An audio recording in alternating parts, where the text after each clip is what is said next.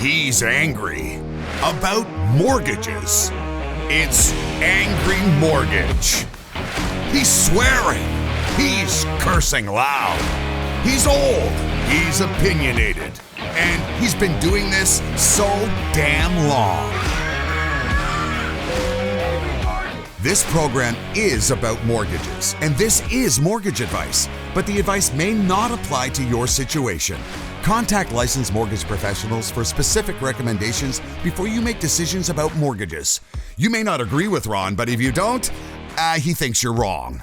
Oh, and did we say there is a lot of swearing? Okay, another edition of Angry Mortgages on the air.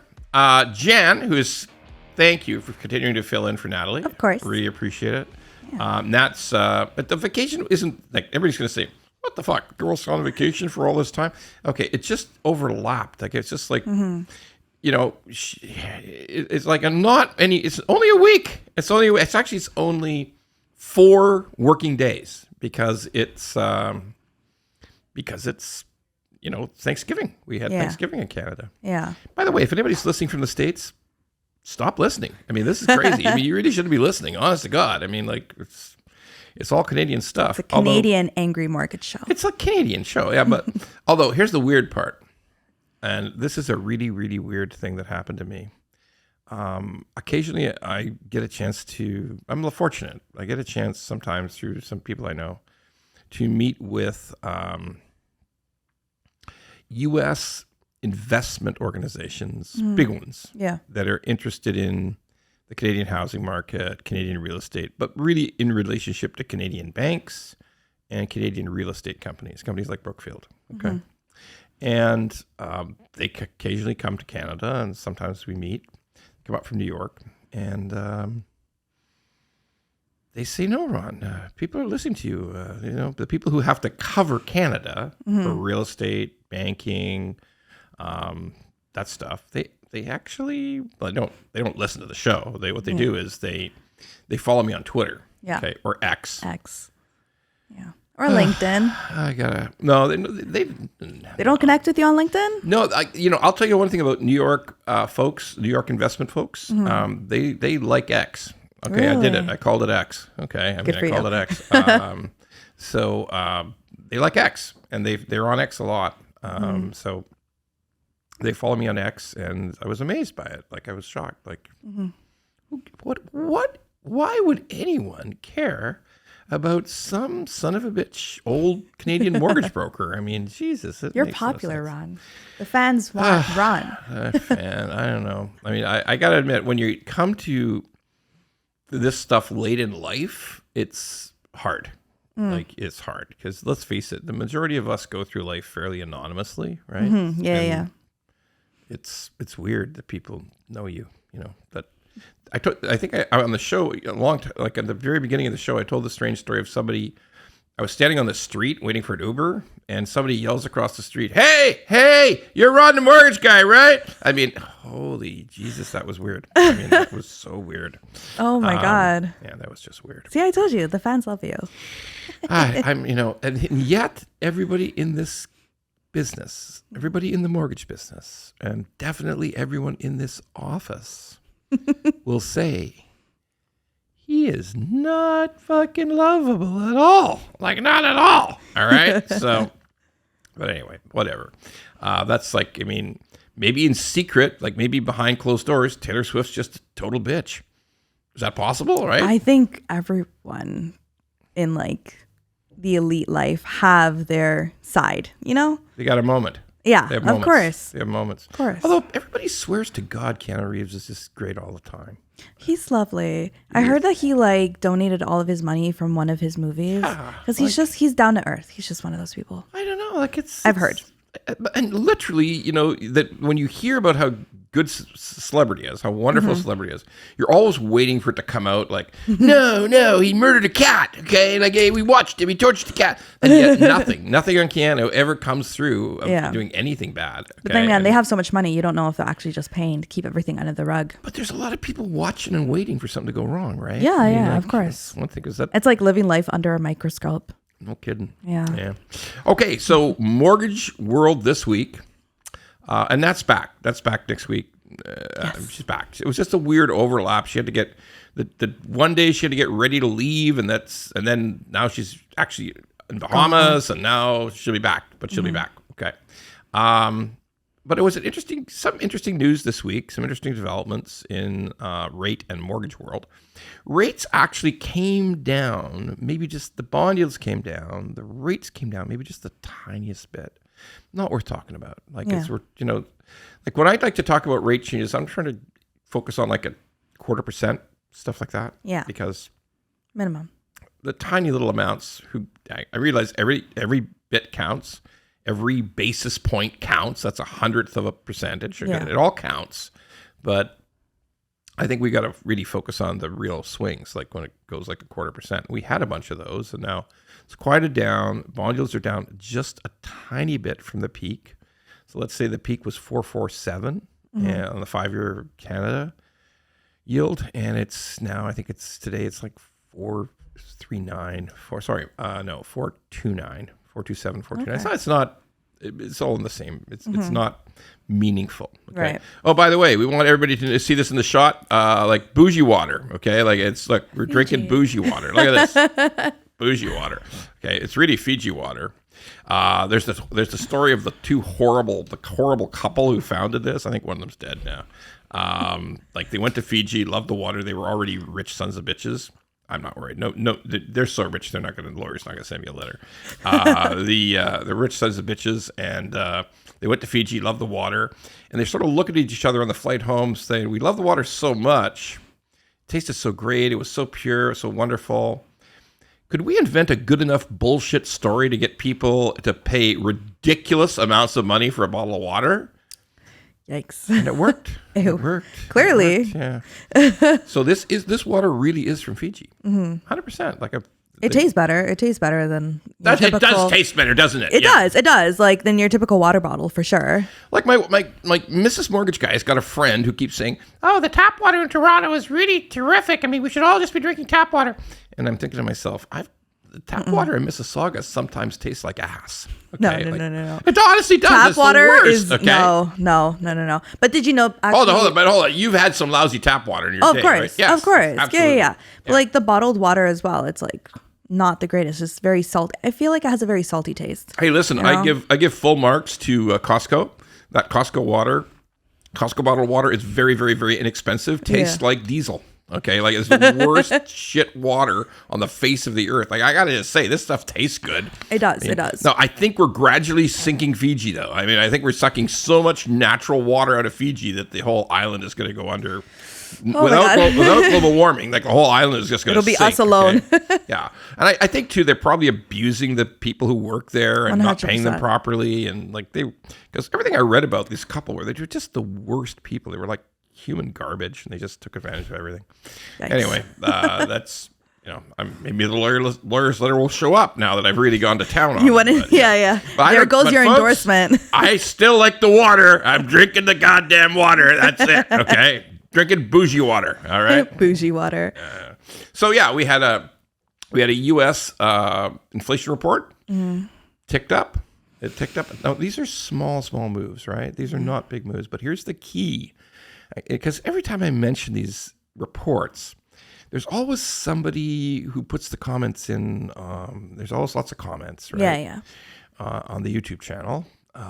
All tons of comments. The only good thing about Spotify is I don't think there's any comments. Maybe there is. I don't know. No, I think you could just rate rate it. That's it. So there's not a bunch of comments on Spotify. Not a bunch of. I don't think there's any comments on Apple Pod either, right? I don't use Apple Music. I'm not too sure. No. What do you use? Use Spotify? Spotify. Use Spotify. Yeah.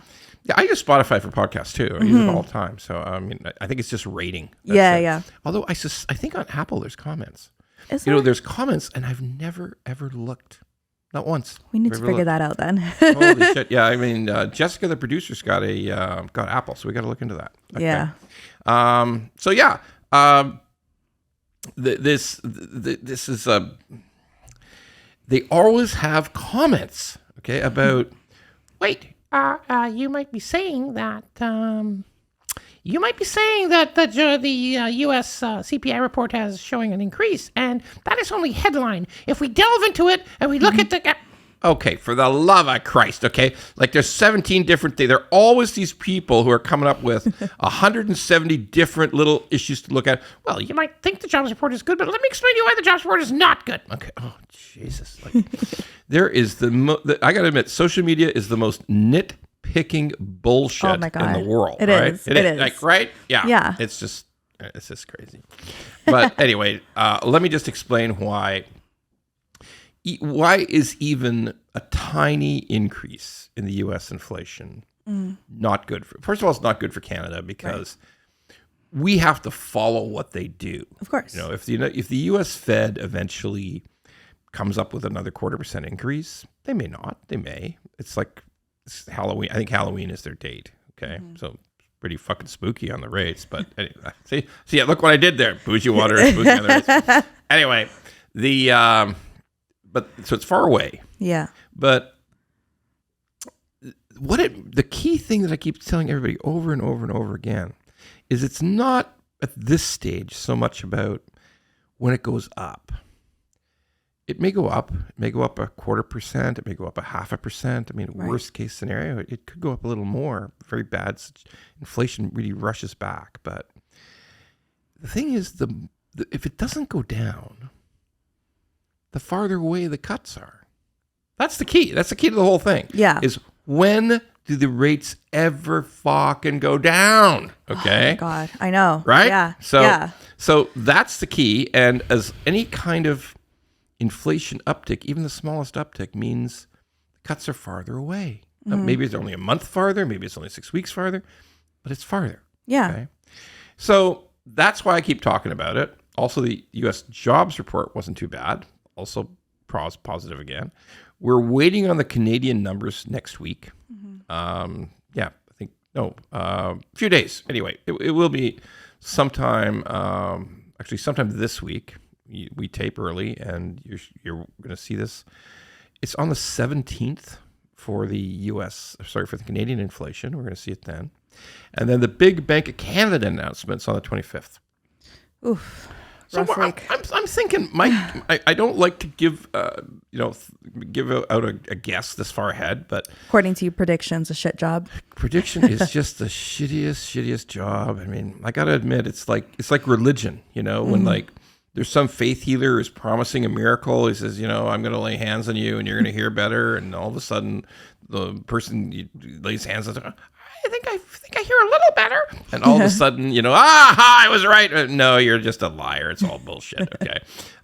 So that's the trouble with prediction. I mean, you try to forget the ones you're wrong, which are probably many. Of course. And then you talk up when you're right, which is just bullshit luck. Okay. So I'm not crazy about it. But if I do a little bit of analysis right now, I'm thinking maybe no increase, but got to wait for the inflation numbers to come out. Yeah. So we'll see. Yeah. Definitely feeling it though. Like I'm personally feeling the inflation. Everybody does, right? Like everybody does. It's rough. It's like this week alone, I pumped gas for like maybe $40-$50, but last week I was pumping at $60 for a full tank. It's like, I got a little bit of a break this week, but during COVID, I was pumping at like 93 cents. I miss those times. And the food prices. Oh, the food prices. Don't even get me started. Do you go out much? Do you go to eat once in a while?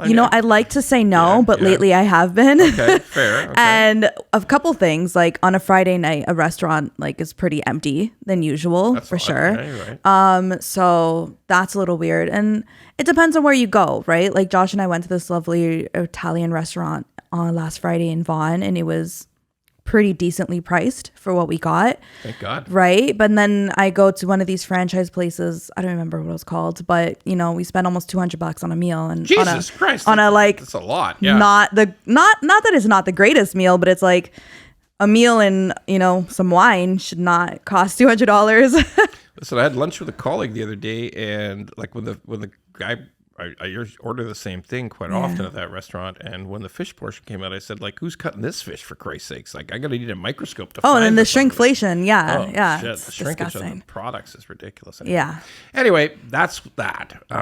So we're really looking more towards the end of the month for a lot of important things to come up when it comes to mortgage rates.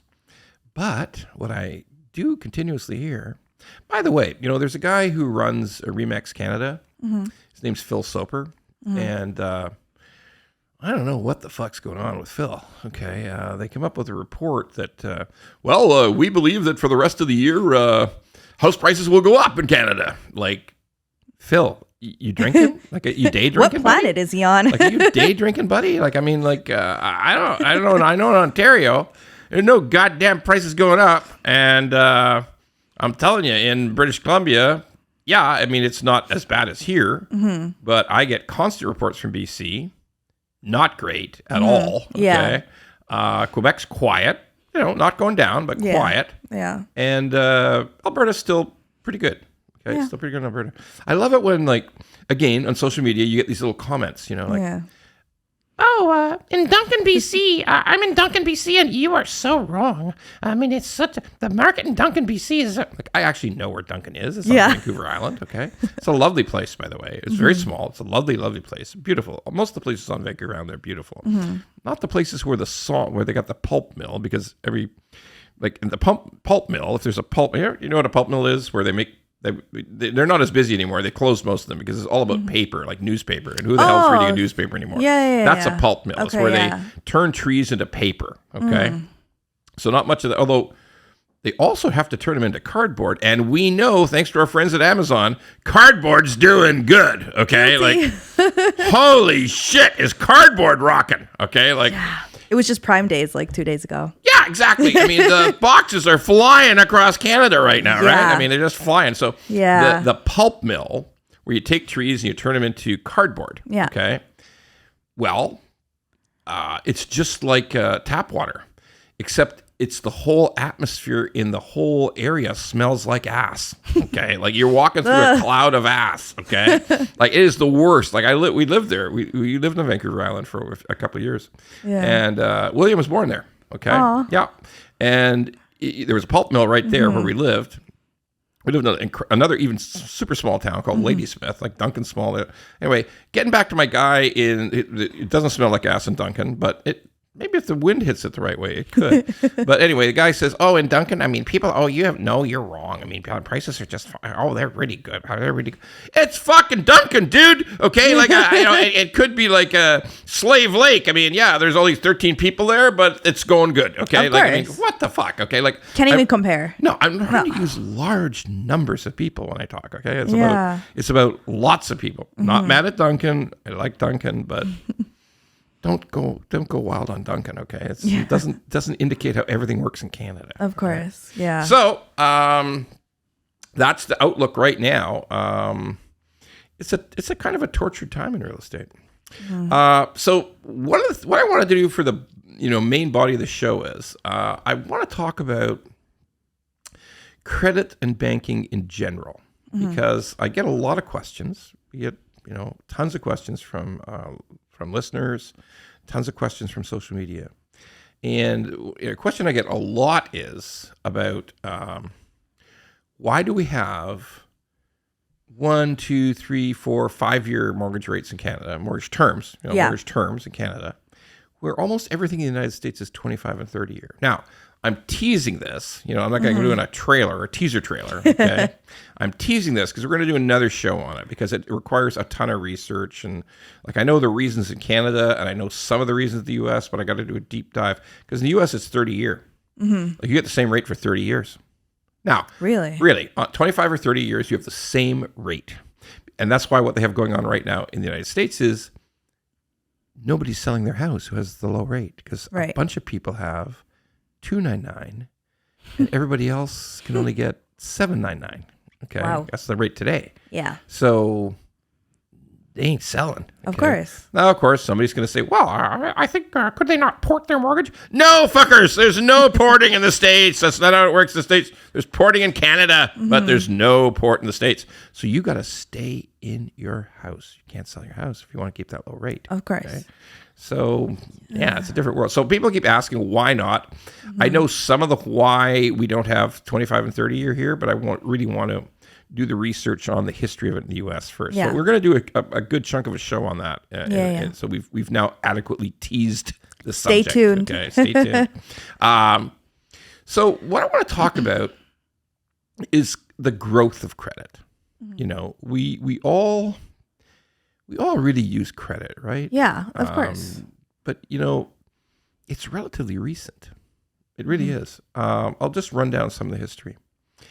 Banking, now some would argue that banking is really old, and they think that, you know, it was always to do with royalty. You know, they'd lend out something and get something back, going back to the Egyptians and stuff. But really, we don't have any kind of adequate proof of that. Yeah. What we do know absolutely is that in 700 years ago in Italy, banking kind of got started. And the famous family, the Medicis, were amongst the people who got it going. But what it was really all about is moving money over. Initially, it was moving money over land. Okay, like how do we get money from Florence to Paris? Okay, so we need, because just shipping gold is like bandits will rob your ass. Yeah, okay, of course. Right? So I mean, so there's that, and that became an important. You know, that there was people in Milan, a family in Milan, who could say, "Well, here's a piece of paper. Go and see my brother in Paris, and he'll give you the money." Okay, you give me the money here in Milan, and then he'll give it to you in Paris. So that was, and that was also some of the foundational olden day ETFs. Olden day ETF, very, very, very, really old e-transfer, really old. But what really got started is banking started just with really commercial lending. Like it was lending to an enterprise. It was lending to you got a ship that you're going to go send out to across the Mediterranean, and you're going to buy some lucrative stuff, or you're going to send it all the way, like, because 700 years ago, there was shipping from Europe to Africa and to Asia. And those trade missions, trade trips, they were very lucrative. Okay, so you might want to lend somebody money to get a share of that profit. So that all got going. And then, you know, the thing we got to realize is the big borrowers back then were the same big borrowers today. Government. So kings and dukes and duchesses and lords and ladies, they wanted to borrow money. Okay. Now, I won't go into all the sort of details of how that all worked out, because some of it was pretty sorted in terms of who could do the lending and who couldn't. Yeah. But essentially, banks grew up. And if we move forward in time from the very earliest days to, you know, the more recent structures of banks, like say in the 1800s. Yeah. Late 1700s, 1800s, banks were going strong all across Europe and in the United States. And the concept was simple, that they lent to commercial enterprises and to lords and ladies and to, you know, people who had vast amounts of land. People who could be trusted, who could somewhat pay it. People who had money, because the average person in the 1700s, like 1790, nobody had any money. The average you were human, either rich or a peasant. Yeah, it's sort of like today. Okay, like there's huge wealth disparity, like massive wealth disparity today, right? But then that was who banking was for. It was just for businesses and people who owned vast amounts of land, because that's actually where the word mortgage came from. Oh, so mortgage is French for death pledge. Mortgage. Mort is dead in French. Ah, okay. I see it now. Yeah. So it's for death pledge. So the idea was that you could lend the lord of the castle, the guy who owned all the land around in a certain area. Okay, he owned all the land, and everybody had to work for him. They paid him rent. They gave him a share of their crops. They did all that stuff. Yeah. Okay? He owned the trees. He owned the rocks. Even I remember once reading about how people found like marble or granite to quarry. And he got a chunk of that because it was on his land, even though they were doing all the digging and cutting. Okay? Yeah. So he owned everything. Like he owned He owned the fish in the lake. He owned no bullshit. He owned all the fish. He owned all the game. Yeah. So if you got caught fishing in this is the wild world that we don't live in anymore. Yeah. But if you got caught fishing in the Duke's pond for fish, off with your head. Yeah, it was a capital offense. Yikes. It was a capital offense to fish the Duke's fish. Okay, that's serious some hardcore shit. See, that's hardcore. Yeah. So. This is the deal. Banking sprung from lending. Mortgage is that we would give you money, we'll lend you money, but when you died, you can pay us back any time, right? There's interest. Yeah. There's interest. You can pay us back any time, but when you died, when it goes to your son or your heir or whoever's your heir, your son or daughter, we must be paid. So it's a pledge based on your death because it had to be written up that way because... You know, who knows what the hell the kid's going to do, right? When he inherits, you know, like it's got to be an observable, accepted contract provision that if you're dead, we got to get paid back because there's going to be a new duke. There's going to be a new lord. So we got to get our money back. So that's what a mortgage is all about. And it was tied to land, essentially. But going back to banking. So banking gets going and it really is designed to give loans to businesses. You know, that you can see that the business is operating, the business is growing, and the business wants to expand in whatever way it wants to expand, whether it's in shipping or manufacturing or whatever the case may be. And we need to lend it some money and we're going to charge interest and we're going to get our money back. That's the whole story. So for years and years and years, banking was not for consumers. Banking was not for individuals. It was just for businesses and the rich and government. So when did it begin? When did it start being for us? So it started becoming more for people. And this is where it gets really confusing in some countries. But I'm just going to focus on Canada now. Yeah. In Canada, up until like 35 years ago, there were 4 separate pillars of the whole financial system. Okay. This is before you were born, right? Go back to 96. 96. Yeah, it was before 96. So it's 4 pillars. And one of them doesn't even exist anymore. There was banks, commercial banks, which again were mainly lending to business. Yeah. Okay. They would do your checking, right? You go open a checking account with them. They would pay you some interest on the savings, whatever it is, and they would lend. But they wouldn't really lend to business. They wouldn't lend to you. There were no credit cards. Credit card didn't exist. Okay. Wow. They could help you with a car loan. They did car loans back then because that's a chattel. Okay. Yeah. There were stockbrokers. Right now, everybody buys stocks and bonds through banks, right? Yeah. There's other companies. Sure, there's Canaccord. There's my friends at Canaccord. There's a few other big companies that are still stockbrokers. But it was actually against the law back then for the banks to sell stocks or bonds. Really? Yeah. They're called them pillars. They said, we want to keep these separate. The government of Canada said, we want to keep these separate, these items separate. There were life insurance companies. They were separate. Banks could not own life insurance companies. Interestingly, to this day, they can't own life insurance companies. So the life insurance companies must have some pictures of some government people, having sex with goats or something. Okay, like they must have some blackmail on them because they don't start sending me comments about animal cruelty. God damn it! I don't need that. It's just an old joke. It's just a joke. Okay, everybody's been saying that for like 30 years. If you're an old bastard like me, you tell that joke. Okay, must have pictures of you doing something wrong. Okay, I'm gonna hear the animal cruelty stuff for like a week and a half now. PETA's gonna come for you now. Yeah, PETA's gonna come for you. Oh my God! So what? You know what PETA stands for? No. There's two PETAs. There's the PETA that everybody normally knows, who's trying for the benefit of animals. Yeah. And there's the PETA that I support. PETA I support is PETA, people eating tasty animals. Okay, that's my PETA. Right. Okay, yeah, I'm in trouble. I'm in so much fucking trouble now. If you weren't in trouble before, now you are. I got like every vegetarian and vegan writing me out. We're going to boycott this fucker. I hate him. He's a bad man. So anyway, that's my PETA. There's the life insurance companies, and they're still to this day. Yeah. Banks can't sell life insurance. Okay, they cannot. So there was another fourth pillar, which was trust companies. There were so many trust companies when I was like in my 20s. So they were on every street. Okay, Canada Trust was the biggest one, and we actually have a hangover from that today.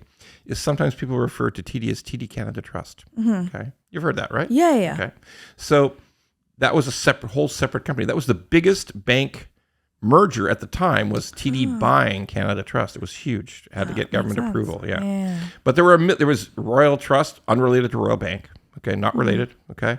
There was like so many. There was, Victorian Gray, and there was all these different trust companies. There was just so many. And what they were designed to do is just mortgages, personal mortgages for homes. Yeah. Okay? In the U.S., they actually had sort of a similar thing. They were called thrifts. They were called savings and loan, often referred to as a thrift. And they were just designed to do mortgages. Now, to do the mortgages, you had to also offer GICs, guaranteed interest certificates, or some kind of guaranteed interest note. Okay. And that was the other side of it. So the trust offers mortgages for houses. Okay. Because the bank still did the commercial mortgages. They did commercial mortgages for businesses and office buildings and all that stuff. Okay. But the trusts, like Canada Trust, Montreal Trust, again, not related to the Bank of Montreal, all these different trust companies would do mortgages just for the average person, their own home. Okay. Home mortgages. So what changed? How did it merge? Well, one day, and I'm not saying any money changed hands here. I'm not saying there was any bribes or graft, okay? Okay. But one day, suddenly, the government of Canada decided, you know what? We've said that you guys have got to be separate for all these years. Fuck it! You guys can buy each other now. Not the life insurance companies. Like I said, there's some pictures somewhere. Please don't send the notes, okay? But the life insurance guys stayed alone. But all of a sudden, one day, 35 years ago, the government of Canada said, you know what? We've had this way for like 100 and some odd years. Screw it. You can all buy each other. Now, here's the thing. The stockbrokers, even though they were very busy and profitable, they were incredibly smaller than the banks, right? Incredibly smaller. And the trust companies like Canada Trust, Montreal Trust, all these trusts, they were big, but not big like the banks, right? Because the banks had commercial business. They had commercial loans, and they had big loans, and they had big, like, businesses used them. Like businesses, like if you're IBM, you used a bank. Right. Okay? If you're Coca-Cola, you used a bank. That's where all your money was going. Right. Okay.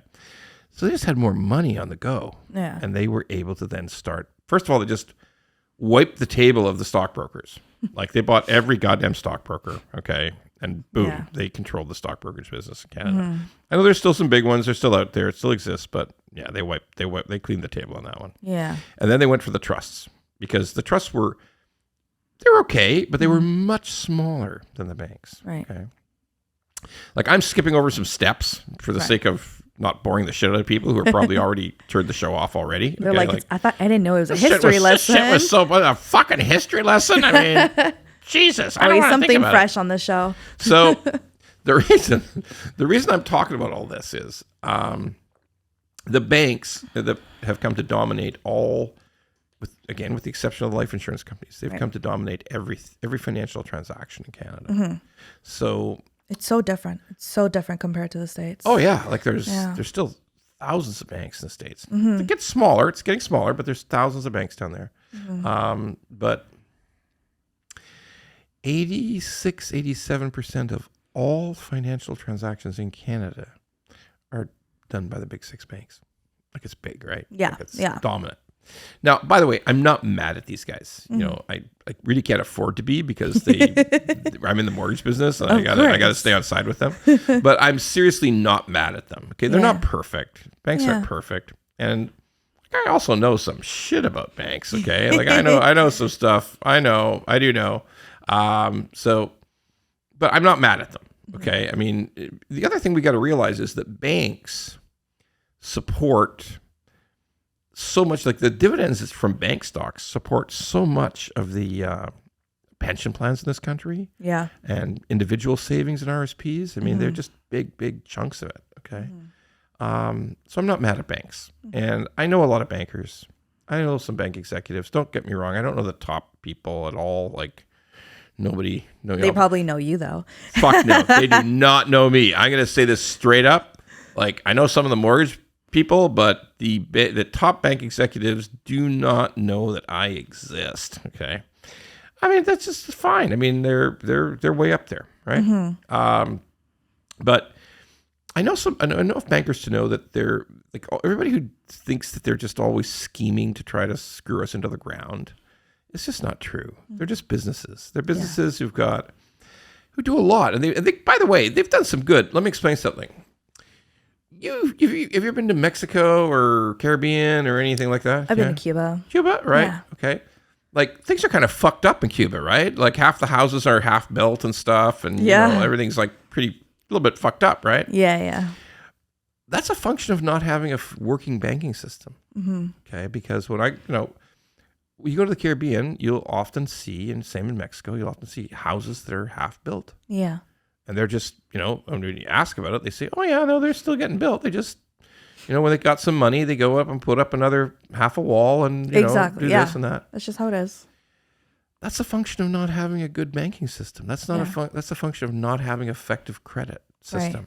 Right. Okay. So we are really, in the G20 countries, we're very lucky. We have these banking systems that can offer credit. Mm-hmm. I even talked about the credit cards. Like credit card is like, it was a miracle. When you had no idea how much fucking cash people had to carry before. I can imagine. It was so. Did you know that businesses used to pay their employees in cash every Friday? Really? Yeah, no bullshit. Like before you were born, there were some companies that there was like you came and stood in line and got an envelope full of cash was your pay, and there was a little pay stub in it. Okay, that's how it worked because you try. And hey, now some of you old fucks out there, okay, the geezer group, okay, you remember what it was like on a payday, like at the end of a month, to stand in the lineups at banks to cash your paycheck. Oh, that sounds brutal. Holy shit. That was awful. Okay. Like everybody talked about it. Can we get out of here early? We got to leave early. Big bank lineup, banks. And it was just nuts. Like banks were lined up right outside the door. Okay? Yeah. So and there was you had to pay cash for everything or write a check. Believe it or not, people can't even write today, right? Like there's no cursive anymore. Right? Yeah. I heard they got rid of that in school. Yeah, it's gone, man. Yeah. So you had to actually write out a check to somebody, or you had to carry tons of cash and buy everything cash. Okay. Yeah. It was a different world. It wasn't that long ago, but it was a really different world. So, So what banking does, and what it does for people, is it allows you to do things like buy a finished house and get a mortgage. Yeah. And it allows builders to build houses. Mm-hmm. Lots of them. Okay. It allows builders to build condo towers. Okay. Right. It is a very efficient system for fulfilling people's needs. Yeah. Okay. That's the good part. Okay. Like in Canada, there's no half finished house, right? Right. Once in a while you see one, but I mean, with this winter, of course, there can't be. Yeah, in Canada, it is a cold country, folks. I mean, like, it's we gotta have a anyway. It's a good system. Yeah. Okay. I mean, I don't want to, but what I want to talk about now to finish up is financialization. Mm-hmm. So sometimes you hear this word, financialization, right? You ever heard of that? Once or twice in the office. Oh, yeah, we talk about it in the office. Yeah. Sure. So the concept of financialization is that we would try to turn as many activities as possible into a payment, into a loan, which would require a payment. Instead of saving up to buy something, you don't save up to buy anything. You just get a loan and make a payment. Yeah. Okay. Now, people say, well, how is that financialization? Because we're going to try to do it for fucking everything. Okay. Yeah. We're going to, like, when I was young, which is obviously a long fucking time ago, there really weren't hardly any student loans. Mm-hmm. Now, tuition was like cheap at universities, but there's very little of it. There's no such thing as the big student loans we have today. It doesn't exist. Okay. Yeah. There's no student line of credit. There was no nothing. There were no credit cards. There were no personal lines of credit. There was no HELOC, home equity line of credit. Mm-hmm. There were mortgages, sure, but there were car loans. Yes. Okay. But Jesus, everything wasn't a payment. Right? Yeah. Like they offer a fucking payment on Amazon now, right? Yeah. You saw that, right? Yeah, if you got like their credit card or something like that, you can make like 4 payments. I don't know. For every fucking thing. Everything. Okay? Yeah, everything. but everything. I shop online a lot and everything can be financed. Everything can be financed. Yeah. That's financialization. Yeah. When you say to someone other than McDonald's, okay, that everything else you can finance. Yeah. Literally every purchase you could finance. That's financialization. So let me key on one of the things that really pisses me off is the strange world today of car loans and car leases. Okay. It's become a very strange world. Let me tell you why. Up until like only in the last 5 or 6 years have we seen this, but you could actually buy a car now, get a car loan, and first of all, they're incredibly long now. Okay. For my whole long life, because I'm old, is the car loan was like 3 or 4 years. Like 5 years was wild. Like 5 years was just a wild, 60-month loan was a wild, long loan. Okay? Right. They're fucking 84 months now. Yeah. Okay? Or 96 months sometimes. Yeah. The car won't last 7 fucking years for a lot of people, right? Yeah. You get in an accident, the car's gone. Okay. That's true. So how much are you going to owe? And this is where it gets really wild. If 5 years go by on a 7-year car loan, but you want and feel a need to get a new car, okay? Right. And for some reason, by the way, every pickup today is like $100,000. I don't know why. Yeah. Like what? Cars are so expensive. Oh my god. Jesus, what's with the pickup trucks? Okay, like what? Like it's nuts. I mean, like anyway. So like $100,000 pickup truck. Jesus, I keep saying it. I mean, like it's unbelievable. But it's baffling. Yeah. Compared to car prices you've seen. For me, I'm like, oh, it's normal. But $100,000 for a pickup? Really? Yeah. Well, because people use them for work too, right? Like. It's a pretty useful car. No truck. If you think about it. I mean, I like pickups. That's fine. I'm not like all these people downtown who say, we need to ban pickups downtown. There's no place for pickups. Fuck you. Pickups fine. Okay.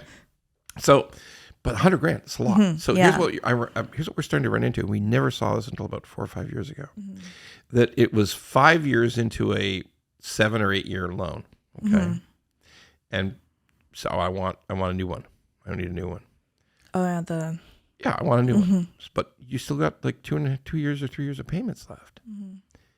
They would roll that old payment. They would say, okay, that payment's about $10,000. You still owe us like 10 or 12 grand. Yeah. We're going to roll that into the new car loan and give you a new car. What? Like, but if you're buying the car for 75, they're going to roll another 10 as 85. That's more than the fucking car is worth. Yeah. Okay. Yeah. It's ridiculous. That's why I just bought my car outright. Which is a smart move. Yeah. Absolutely. But not always easy. No. Of course not. Easy. Okay. And it's not the greatest car either. Because you bought something you could afford. Yeah. And you had to save for it. Because that's the key. $100,000 pickups are a function of being able to make a payment. Who the fuck's going to save $100,000 for a pickup? And that's just the actual vehicle. That's not considering all the maintenance you have to do, tires, all that jazz. Oh, no. Yeah. Brakes, name it. So everything.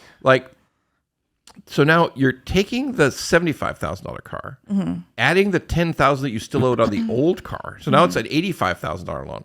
It's worth more than the purchase price of the car. Yeah.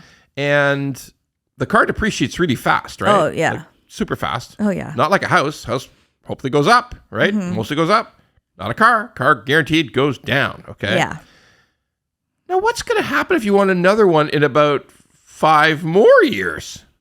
For Christ's sakes. I mean, so that, what are we going to roll like 25,000 into a new loan? Yeah. Okay. It gets ridiculous. Particularly if the car gets written off in an accident. Okay? Oh, yeah. Because the insurances only give you what the car is worth. Right. So how the fuck are you going to pay that extra 25 grand you've run up, for God's sakes? Okay. Like, yeah. This is nutty shit that never existed before. Yeah. Okay? Like, see, when I first saw it, I thought, no, this got to be wrong. I don't know. Stop. He says, no, it's not wrong. You can do that now. Oh, Jesus. That's financialization. That's where you're finding more and more and more ways to give more and more and more credit. Okay. Just like we're going to be faced with in the coming years, as these rates have gone crazy, rates have gone from like 2% to 6% in less than 24 months. We're going to see more and more people when their renewals come up because, you've got that, you're in 2 years, your renewal's coming up and your payment's going to go up significantly, which, by the way, hasn't happened in Canada for about 13 years. 13 years, the mortgages always stayed the same or went down, or they went up just the tiniest amount you wouldn't even notice. Okay? Wow. So we're going to be faced with that. And the answer that both financial professionals and government thinks about is extend amortizations. Oh, you were at 20 years? We'll take you back up to 30. Keep your payment down. Mm-hmm. Which is like the goddamn car. Okay, you're never going to pay the goddamn house off. No, yeah. Jesus, that's financialization. That's when you turn everything into a payment, and you try to turn everything into the biggest payment. Just a money grab at this point. Just a money grab. Yeah. Well, but we've invented, we've created a scenario where we're stuck with it. Okay, like once you start adding old car payments into new car payments, you're pretty fucked. Okay? Yeah, it's as simple as that. Yeah. You know what? Here's one. This is our favorite part of the program is starting. What the actual fuck? And I have so fucking angry. People say, Ron, this show's a lie. You're not that angry. Well, I'm going to get really fucking angry about this fucking thing, okay? Car theft. Oh my God. Fucking car theft. We've done parts of shows on this before. Car theft in Ontario and particularly in the GTA is fucking nuts. It's insane. Car theft in Vancouver is fucking nuts. Yeah. Car theft in other big cities is fucking nuts. Not quite as bad in Montreal. Maybe they're looking after their own there because that's where all the stolen cars are being shipped to Africa and Asia, out of the port of Montreal. But anyway, fucking nuts, okay? Yeah. Let me tell you some of the shit that's going on today. We had the long incident of Natalie's car getting stolen. That was a wild one. But let's talk about the wild shit we're seeing today. Mm-hmm. Now, I because I'm old, I look at old media sometimes, a lot maybe. And Toronto Star ran a great article about an investigation into car theft. Mm-hmm. Folks, we are in fucking trouble. They're not just shipping the cars overseas anymore. They just charged 4 people inside the MTO. 4 employees of the motor vehicle people were stealing VIN numbers and selling them to the crooks so that they could chisel off a couple of the VINs, replace them with these fake VIN numbers so people wouldn't know that. Because here's the thing.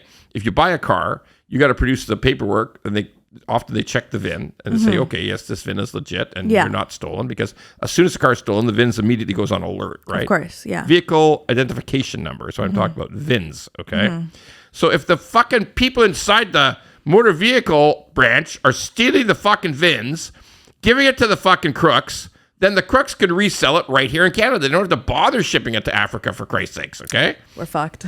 We are so fucked, okay? So fucked. Like, makes my blood boil. And now here's the best. The best part of this fucking car theft is that, first of all, it's a business. The best. It's a business, right? Yeah, it is. It's organized crime. It's organized crime. It's high tech, right? Yeah. They're actually going up to your house using technology to grab the information out of your key fob and then just plugging it into your car and driving away. Yep. They can do it in 4 minutes. Yeah. They're gone. Here and gone. Okay. So this is the wild shit. There's a guy in Surrey, BC, stealing a car. Okay. And they catch him. It's one of the few times actually the cops show up. Yeah. Mid fucking theft. Mid heist. Okay. Mid heist. Yeah. Mid heist. Exactly. Yeah. Okay. They give chase to this guy. He sprays them with bear spray for some fucking pepper spray or some fucking thing. He's armed with pepper spray, for fuck's sakes. The thief. All right. The cops grab him, they tackle him, they shackle him, they handcuff him, they drag him back to the jail, they process him. Would you look at this? This guy is out on bail on 5 other charges of car theft. 5 fucking cars he's stolen already. It's catch and release. You guy's going in for bail. And yes, you've stolen a car. I see you're accused of stealing a car. Okay. I see your dad's here. Will your dad promise to keep an eye on you? Okay, that's fine. There's no cash bail in Canada, right? Yeah. And there's no it's like, even though it's theft over 5,000, it's viewed as non-violent. Now, this guy got violent. He sprayed the fucking cops, had a fight with them. So he's going to stay in jail for a while. Okay? He's going to probably stay in jail till his trial. All right. But 5 car theft charges. So it had to happen 5 times. And then him it might have been like 2 cars one, 3 cars other. You know, they sort of if they catch you with all the cars, they'll just charge you with all 5 times. Yeah. Like, it only might be 1 catch. Okay. But he was out in 72 hours. Okay. No cash bond. There's virtually no cash bond in Canada at all. Okay. Yeah. They just, somebody, I'll promise I'll come back for trial, and you're out. You're out in fucking 48 hours, 72 hours. And you're immediately stealing cars again, okay? Is this what they mean when they say Canadians are too nice? This is called catch and release. It's fishing. Okay? This is seriously, it's just you stole 6 cars, okay? Try not to do it again. Off you go. Okay. Yeah. Well, here's what burns my ass about car theft. Let me tell you what burns my ass about this crazy shit. That guy should be, if you're charged with stealing 5 fucking cars, they found you with 5 cars that are stolen. It's obvious they were stolen. You hadn't switched the VINs yet. Okay. Yeah. You stole the cars. All right. Stay in fucking jail. We're trying to cut down on the car theft. All right. Stay in jail. No bail. All right. But that's not the way it works in Canada. Now, I put this out there on Twitter, and immediately some guy jumps on me. He's some weird names. Oh, they're never a real person. They're also like Mike Clean Windows or some fucking thing is the avatar of a banana or something. Okay. Okay. So Mike jumps on board and says, "Oh no, you are wrong. We don't need to keep these poor people in jail. Mm-hmm. I work with at-risk youth, and they are the whole problem is our society. Our society has created poverty." And everything's unaffordable. Inflation's too high. Rents are too high. Mm-hmm. Everything's bad. And these at-risk youth are driven into crime. It's not their fault. We just need to look after everybody better. Okay. So my response to Mike Clean Your Banana, whatever he was, okay, was go fuck yourself. Okay. Seriously, go fuck yourself. You and I know people who are in bad straits, right? Who are poor. Okay, they have problems. They have problems, or they're poor, or they're in poverty, or some of them are homeless. Some of you go to. By the way, when you go to these homeless places, they're not doing crime. Okay, when you go to those camps where they got the tents up, they're not doing crime. They're not stealing cars. No, they're stealing cars. They wouldn't be in the tents. Exactly. Okay? For Christ's sakes. Okay, so you can be poor as fuck and not be a criminal. Yeah. Okay. No by the way, Mike Banana Clean your fucking clock. Okay, you're so stupid, all right? Car theft is an organized, lucrative thing. Look, I'm willing to say that a guy who got in a bar fight, okay. First offense, give him a chance. Give him a chance, okay? I'm okay with a guy who likes to sling dope because he started taking dope, okay? And it was a way to supplement his dope. Okay, sure. And and they are poor. Okay, yeah. But it's slanging dope. Yeah. Okay, yeah. It's not you're not stealing from everybody. You're just selling dope. Okay, whatever it is. I don't care. A job's a job. I mean, but that's low pay. Yeah. Okay, the front line of slinging dope is low pay. Okay, and it comes from people who are in poverty. Okay, I get that. But you're not stealing fucking cars. Okay, wake up.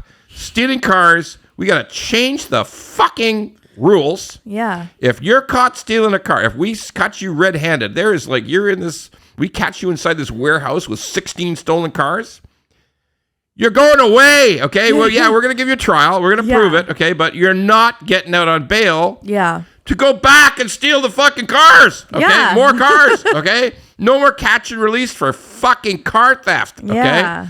No. This is not a poverty bit. This is not somebody said, "Oh, I'm poor, so I think I need to steal cars." No one does that, okay? No. It's organized crime. It is.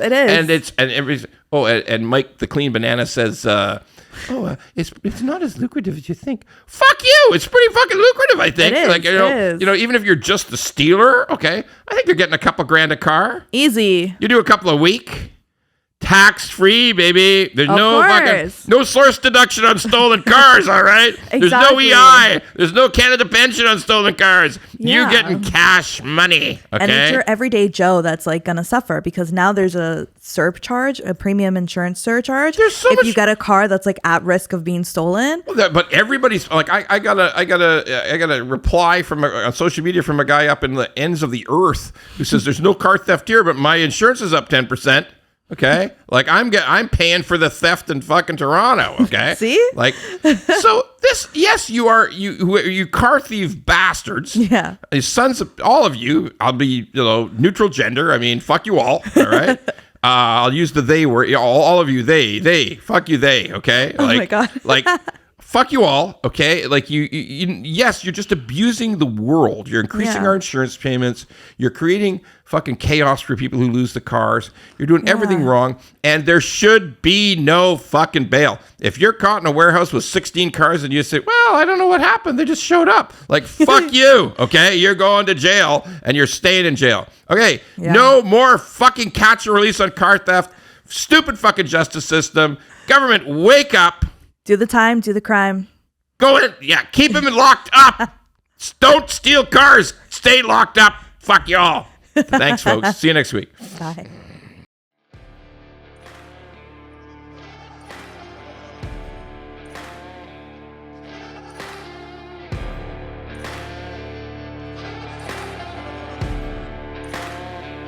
If you like the pod, well, don't just sit there. Go to YouTube, Apple, Spotify, and all the other ones and like the pod.